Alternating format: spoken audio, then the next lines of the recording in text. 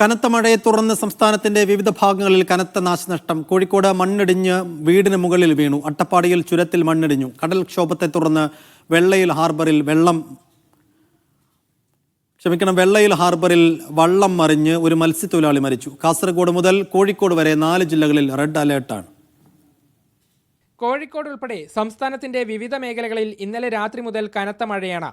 കോഴിക്കോട് കോട്ടൂളിയിലാണ് മണ്ണിടിഞ്ഞ് വീടിന് മുകളിൽ വീണത്. കടാങ്കുന്നത്ത് സദാനന്ദന്റെ വീടിന്റെ സംരക്ഷണ ഭിത്തിയാണ് മണ്ണിനൊപ്പം ഇടിഞ്ഞ് മറ്റൊരു വീടിന് മുകളിലേക്ക് വീണത്. അപകടത്തിൽ ആളപായമില്ല. എന്നാൽ 2 വീടുകളും അപകടാവസ്ഥയിലാണ്. ജില്ലയിൽ തന്നെ ചെക്യാട് കോയമ്പ്രം പാലം പരിസരത്ത് ഇടിമിന്നലിൽ 2 വീടുകൾക്ക് നാശനഷ്ടം സംഭവിച്ചു.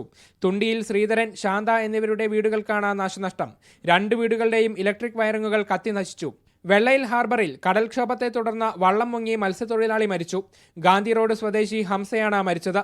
പാലക്കാട് കനത്ത മഴയിൽ 2 മണ്ണിടിഞ്ഞു. അട്ടപ്പാടി ചുരത്തിൽ 8-ാം വളവിനും 9-ാം വളവിനുമിടയിലാണ് മണ്ണിടിഞ്ഞത്. ഇവിടെ ഗതാഗതം ഭാഗികമായി തടസ്സപ്പെട്ടു.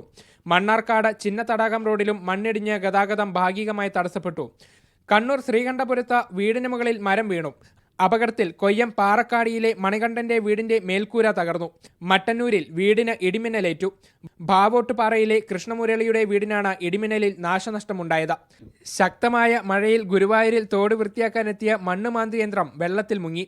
ചൊവ്വല്ലൂർപ്പടി കൊച്ചിൻ ഫ്രോണ്ടിയർ തോട്ടിലാണ് മണ്ണുമാന്തി യന്ത്രം മുങ്ങിയത്. മീഡിയ 1 കോഴിക്കോട്.